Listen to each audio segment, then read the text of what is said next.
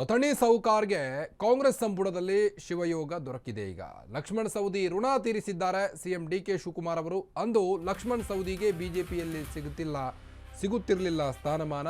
ಈಗ ಲಕ್ಷ್ಮಣ್ ಸವದಿ ಅವರಿಗೆ CM DK Shivakumar ಅವರ ಕೃಪಾ ಕಟಾಕ್ಷ ಬಂದಂತೆ ಕಾಣ್ತಾ ಇದೆ.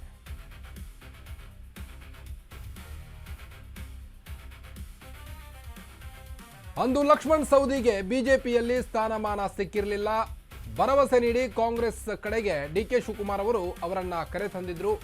ಕೊಟ್ಟ ಮಾತಿನಂತೆ ಈಗ ಸಚಿವ ಸ್ಥಾನವನ್ನ ನೀಡಿದ್ದಾರೆ ಸಿಎಂ ಡಿಕೆ ಶಿವಕುಮಾರ್ ಅವರು. ಈಗ ಕಾಂಗ್ರೆಸ್ಗೆ ಶಕ್ತಿ ತುಂಬುತ್ತಾರಾ ಹಾಗಾದ್ರೆ ಅಥಣಿಯ ಸಾಹುಕಾರ? ಲಕ್ಷ್ಮಣ್ ಸವದಿಯ ಋಣ ತೀರಿಸಿದ್ದಾರೆ ಡಿಕೆ ಶಿವಕುಮಾರ್ ಅವರು. ಅಥಣಿ ಸಾಹುಕಾರ್ಗೆ ಕಾಂಗ್ರೆಸ್ ಸಂಪುಟದಲ್ಲಿ ಶಿವಯೋಗ ದೊರೆತಿದೆ. ಈಗ ಲಕ್ಷ್ಮಣ್ ಸವದಿ ಋಣ ತೀರಿಸಿದ್ದಾರೆ ಸಿಎಂ ಡಿಕೆ ಶಿವಕುಮಾರ್. ಬಿಜೆಪಿಯಲ್ಲಿ 2023ರ ವಿಧಾನಸಭಾ ಎಲೆಕ್ಷನ್ನಲ್ಲಿ ಯಾವ ಸ್ಥಾನಮಾನಗಳು ಕೂಡ ಸಿಕ್ಕಿರಲಿಲ್ಲ. ಹೀಗಾಗಿ ಕಾಂಗ್ರೆಸ್ ಕಡೆಗೆ ವಾಲಿದ್ರು ಲಕ್ಷ್ಮಣ್ ಸವದಿ ಅವರು.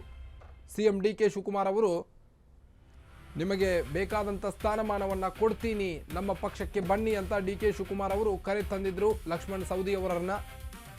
ಆದ್ರೀಗ ಅವರ ಕ್ಯಾಬಿನೆಟ್ನಲ್ಲಿ ಅವರಿಗೂ ಕೂಡ ಸಚಿವ ಸ್ಥಾನ ಸಿಕ್ಕಿದೆ. ಈಗ ಲಕ್ಷ್ಮಣ್ ಸವದಿ ಅವರಿಗೂ ಕೂಡ. ಹೀಗಾಗಿ ಇದಕ್ಕೆ ಋಣವಾಗಿದ್ದೇನೆ ಅಂತ ಲಕ್ಷ್ಮಣ್ ಸವದಿ ಅವರು ಹೇಳಿಕೊಂಡಿದ್ದಾರೆ. ಹಾಗಾದ್ರೆ ಲಕ್ಷ್ಮಣ್ ಸವದಿ ಅವರಿಗೆ ಈಗಾಗಲೇ ಸಚಿವ ಸ್ಥಾನ ಸಿಕ್ಕಾಗಿದೆ. ಹಾಗಾದ್ರೆ ಯಾವ ಇಲಾಖೆ ಸಿಗುತ್ತೆ ಅನ್ನೋದು ಸದ್ಯಕ್ಕೆ ಕುತೂಹಲ ಮೂಡಿಸಿದೆ. ಡಿಕೆ ಕೊಟ್ಟ ಮಾತು ಅಥವಾ ಚುನಾವಣಾ ಲೆಕ್ಕಾಚಾರನೋ ಅನ್ನೋ ಪ್ರಶ್ನೆ ಎದ್ದಿದೆ. ಈಗ ಲಿಂಗಾಯತ ಸಮುದಾಯದ ಪ್ರಬಲ ನಾಯಕ ಸವದಿ ಅವರು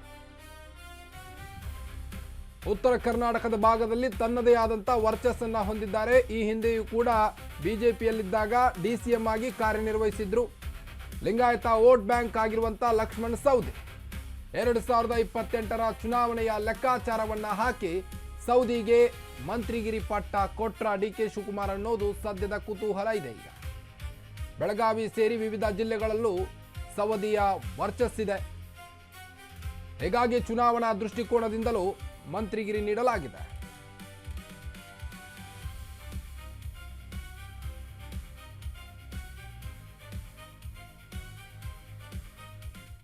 ಖಂಡಿತವಾಗಿಯೂ 2023ರ ಚುನಾವಣೆ ಸಂದರ್ಭದಲ್ಲಿ ರಾಜಕೀಯ ಸನ್ನಿವೇಶಗಳಿಂದ ಶಾಸಕ ಲಕ್ಷ್ಮಣ್ ಸವದಿ ಅವರು ಬಿಜೆಪಿಯನ್ನ ತೊರೆದು ಕಾಂಗ್ರೆಸ್ಗೆ ಸೇರ್ಪಡೆಯಾಗುವಂತಹ ಪರಿಸ್ಥಿತಿ ನಿರ್ಮಾಣವಾಗಿತ್ತು. ಕಾಂಗ್ರೆಸ್ನಿಂದ ಸ್ಪರ್ಧೆ ಮಾಡುವಂತಹ ಲಕ್ಷ್ಮಣ್ ಸವದಿ ಅವರು ಬಹುಮತಗಳ ಅಂತರದಿಂದ ಕಾಂಗ್ರೆಸ್ನಿಂದ ಸ್ಪರ್ಧೆ ಮಾಡಿ ಇಲ್ಲಿ ಜಯವನ್ನ ಅಥಣಿ ಮತಕ್ಷೇತ್ರದಿಂದ ಗೆಲುವು ಮಾಡಿದ್ರ ಶಾಸಕರಾಗಿ ಆಯ್ಕೆ ಸಹ ಆಗಿರುವಂತದ್ದು. ಇದಕ್ಕಿಂತ ಮುನ್ನ ಬಿಜೆಪಿಯಿಂದ ಕಾಂಗ್ರೆಸ್ಗೆ ಸೇರ್ಪಡೆ ಆಗುವಂತ ಸಂದರ್ಭದಲ್ಲಿ ಲಕ್ಷ್ಮಣ್ ಸವದಿ ಅವರಿಗೆ ಸಚಿವ ಸ್ಥಾನ ನೀಡ್ತೀವಿ ಅಂತ ಹೇಳಿ ಕಾಂಗ್ರೆಸ್ನ ನಾಯಕರು ಭರವಸೆ ನೀಡಿದ ಮೇಲೆ ಲಕ್ಷ್ಮಣ್ ಸವದಿ ಅವರಿಗೂ ಕಾಂಗ್ರೆಸ್ಗೆ ಸೇರ್ಪಡೆಯಾಗಿದ್ದಾರೆ ಅಂತ ಹೇಳಲಾಗ್ತಾ ಇರುವಂತದ್ದು. ಅದೇ ಒಂದು ಮಾದರಿಯಲ್ಲಿ ಇದೀಗ ಅದೇ ಒಂದು ಕೊಟ್ಟ ಮಾತಿನಂತೆ ಕಾಂಗ್ರೆಸ್ನ ನಾಯಕರು ಸಹ ಇದೀಗ ನಡೆದುಕೊಂಡಿರುವಂತದ್ದು. ಮೊನ್ನೆ ನಡೆದಂತಹ ನೂತನ ಸಚಿವ ಸಂಪುಟ ವಿಸ್ತರಣೆಯಲ್ಲಿ ಶಾಸಕ ಲಕ್ಷ್ಮಣ್ ಸವದಿ ಅವರಿಗೆ ಸಚಿವ ಸ್ಥಾನ ಲಭಿಸಿರುವಂತದ್ದು. ನೂತನ ಸಚಿವರಾಗಿ ಲಕ್ಷ್ಮಣ್ ಸವದಿ ಅವರು ಸಹ ಇಲ್ಲಿ ಆಯ್ಕೆಯಾಗಿರುವಂತದ್ದು.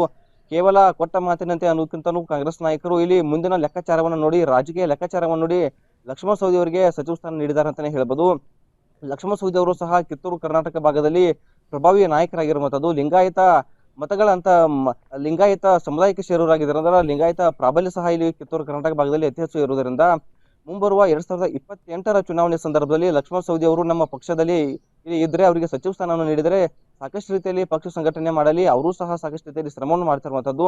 ಯಾಕಂತಂದ್ರೆ ಈ ಹಿಂದೆ ಬಿಜೆಪಿಯಲ್ಲಿದ್ದಾಗ ಲಕ್ಷ್ಮಣ್ ಸವದಿ ಅವರಿಗೆ ಬಿಜೆಪಿ ನಾಯಕರು ಯಾವೆಲ್ಲ ಟಾಸ್ಕ್ ನೀಡ್ತಾರೋ ಅವರನ್ನ ಚಾಚು ಚಪ್ಪದೆಯಲ್ಲಿ ಚಾಣಾಕ್ಷತೆಯಿಂದ ಲಕ್ಷ್ಮಣ್ ಸವದಿ ಅವರು ಇಲ್ಲಿ ನಿರ್ವಹಿಸ್ತಾ ಇರುವಂತದ್ದು. ಅದೇ ಒಂದು ರಾಜಕೀಯ ಚಾಣಾಕ್ಷತೆಯನ್ನು ಸಹ ಇಲ್ಲಿ ಲಕ್ಷ್ಮಣ್ ಸವದಿ ಅವರಿಗೆ ಇರೋದ್ರಿಂದ 2028ರ ಚುನಾವಣೆಯನ್ನು ನೋಡಿಕೊಂಡು ಕಾಂಗ್ರೆಸ್ ನಾಯಕರು ಇದೀಗ ಲಕ್ಷ್ಮಣ್ ಸವದಿ ಅವರಿಗೆ ಸಚಿವ ಸ್ಥಾನವನ್ನು ಸಹ ನೀಡಿರುವಂತದ್ದು. ಅವರೂ ಸಹ ಇದೀಗ ನೂತನ ಸಚಿವರಾಗಿ ಆಯ್ಕೆ ಆಗಿದ್ದು ಅಥಣಿ ಮತಕ್ಷೇತ್ರದಲ್ಲಿ ಕಾಂಗ್ರೆಸ್ ನಾಯಕರಿಗೆ ಈಗ ಫುಲ್ ಖುಷಿಯಾಗಿದೆ ಅಂತಾನೆ ಹೇಳ್ಬೋದು. ಈಗ ಅಥಣಿ ಮತಕ್ಷೇತ್ರದಲ್ಲಿ ಸಂಭ್ರಮಾಚರಣೆ ಲಕ್ಷ್ಮಣ್ ಸವದಿ ಅವರಿಗೆ ಸಿಕ್ಕಿದ್ದು ಸಾಕಷ್ಟು ರೀತಿಯಲ್ಲಿ ಸಂಭ್ರಮ ಮಾಡಿದೆ ಅಂತಾನೆ ಹೇಳ್ಬೋದು.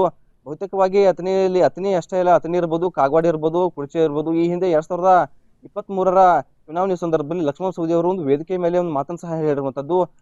ಶಾಸಕ ರಾಜು ಕಾಗೆ ಮತ್ತು ಕುರ್ಚಿ ಮತಕ್ಷೇತ್ರದ ಶಾಸಕರಾಗಿರುವಂತಹ ಮಹೇಂದ್ರ ತಮ್ಮನವರನ್ನ ನಾನು ಆರಿಸಿಕೊಂಡು ಬರುತ್ತೇನೆ ಅಂತ ಹೇಳಿ ಒಂದು ಮಾತನಾಡಿರುವಂತದ್ದು. ಅದೇ ಮಾದರಿಯಲ್ಲಿ ಲಕ್ಷ್ಮಣ್ ಸವದಿ ಅವರು ಇಲ್ಲಿ ಕಾರ್ಯ ಮತ್ತು ತಂತ್ರ ಮತ್ತು ಪ್ರತಿತಂತ್ರಗಳನ್ನ ಹೆಣೆಯೋದ್ರ ಮುಖಾಂತರ ಇಲ್ಲಿ ಇವರಿಬ್ಬರನ್ನ ಆರಿಸಿ ಗೆಲುವು ಸಾಧಿಸುವುದರಲ್ಲಿ ಲಕ್ಷ್ಮಣ್ ಸವದಿ ಅವರ ಪಾತ್ರವೂ ಸಹ ಬಹಳಷ್ಟು ಇರುವಂತದ್ದು. ಕೇವಲ ಕಾಗವಾಡ ಮತ್ತು ಕುರ್ಚಿ ಅಲ್ಲ, ಬೇರೆ ಬೇರೆ ಭಾಗಗಳಲ್ಲಿಯೂ ಸಹ ವಿಜಯಪುರ ಜಿಲ್ಲೆ ಆಗಿರ್ಬೋದು, ಬಾಗಲಕೋಟೆ ಆಗಿರ್ಬೋದು, ಮತ್ತೆ ಬೀದರ್ ಆಗಿರ್ಬೋದು, ಕೊಪ್ಪಳ ಆಗಿರ್ಬೋದು, ಇವೆಲ್ಲ ಜಿಲ್ಲೆಗಳಲ್ಲಿ ಸೇರಿದಂತೆ ವಿವಿಧ ಜಿಲ್ಲೆಗಳಲ್ಲೂ ಸಹ ಲಕ್ಷ್ಮಣ್ ಸವದಿ ಅವರ ಪ್ರಾಬಲ್ಯ ಸಹ ಜಾಸ್ತಿ ಇರುವಂಥದ್ದು. ಅವರಿಗೆ ಫ್ಯಾನ್ ಹೋಲ್ಡರ್ ಸಹ ಸಾಕಷ್ಟು ಇರುವಂಥದ್ದು, ಬೆಂಬಲಿಗರು ಇರುವಂಥದ್ದು, ಫಾಲೋವರ್ ಸಹ ಇರುವಂಥದ್ದು.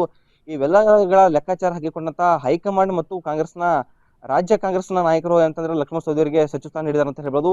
ಲಕ್ಷ್ಮಣ್ ಸವದಿ ಅವರಿಗೆ ಸಚಿವ ಸ್ಥಾನ ನೀಡಿದ್ದು ಕೇವಲ ಕೊಟ್ಟ ಮಾತಿನಂತೆ ಅಲ್ಲ, ಮುಂಬರುವ ರಾಜಕೀಯ ಚುನಾವಣೆ ಆಗಿರ್ಬೋದು, ಜಿಲ್ಲಾ ಪಂಚಾಯತ್ ಆಗಿರ್ಬೋದು, ತಾಲೂಕು ಪಂಚಾಯತ್ ಆಗಿರ್ಬೋದು, ಇವೆಲ್ಲಗಳನ್ನ ಗಮನದಲ್ಲಿ ಇಟ್ಕೊಂಡು ಲಕ್ಷ್ಮಣ್ ಸವದಿ ಅವರಿಗೆ ಸಚಿವ ಸ್ಥಾನ ನೀಡಿದ್ದಾರೆ ಅಂತ ಹೇಳಿ ಇದೀಗ ಹೇಳಲಾಗ್ತಾ ಇರುವಂಥದ್ದು. ಲಕ್ಷ್ಮಣ್ ಸವದಿ ಅವರಿಗೆ ಈ ಒಂದು ಸಚಿವ ಸ್ಥಾನ ನೀಡಿದ್ದು ಅಥವಾ ಉತ್ತರ ಕರ್ನಾಟಕದಲ್ಲಿ ಲಕ್ಷ್ಮಣ್ ಸವದಿ ಅವರಿಗೆ ಏನು ಸಚಿವ ಸ್ಥಾನ ನೀಡಿದ್ದು, ಉತ್ತರ ಕರ್ನಾಟಕದಲ್ಲಿ ಮತ್ತೆ ಇದೀಗ ಕಾಂಗ್ರೆಸ್ಗೆ ಶಕ್ತಿ ಬಂದಾಗಿರುವಂಥದ್ದು. ಇದರ ಜೊತೆಗೆ ಬೆಳಗಾವಿಯಲ್ಲೂ ಸಹ ತಮ್ಮದೇ ಆದಂತಹ ಪ್ರಾಬಲ್ಯವನ್ನ ಇದೀಗ ಸಾಧಿಸಿಕೊಳ್ಳೋದಕ್ಕೆ ಲಕ್ಷ್ಮಣ್ ಸವದಿ ಅವರಿಗೆ ಸಹ ಅನುಕೂಲ ಆಗಿರುವಂಥದ್ದು. ಬೆಳಗಾವಿಯಲ್ಲೂ ಸಹ ಚಿಕ್ಕೋಡಿ ಉಪವಿಭಾಗದಲ್ಲೂ ಸಹ ಸಾಕಷ್ಟು ರೀತಿಯಲ್ಲಿ ಅವರ ಕಾರ್ಯಗಳನ್ನು ಸಹ ಈ ಹಿಂದೆ ಬಿಜೆಪಿಯಲ್ಲಿ ಇದ್ದಾಗ ಮಾಡಿದ್ರು. ಅದೇ ತಂತ್ರ ಮತ್ತು ಪ್ರತಿತಂತ್ರವನ್ನು ರೂಪಿಸುವ ಮುಖಾಂತರ ಮುಂಬರುವ 2028ರ ಚುನಾವಣೆಯಲ್ಲೂ ಸಹ ಕಾಂಗ್ರೆಸ್ಗೆ ಒಳಿತಾಗಲಿ ಎನ್ನುವ ನಿಟ್ಟಿನಲ್ಲಿ ಲಕ್ಷ್ಮಣ್ ಸವದಿ ಅವರಿಗೆ ಇದೀಗ ಸಚಿವ ಸ್ಥಾನ ಸಿಕ್ಕಿದಂತಾನೆ ಹೇಳ್ಬೋದು.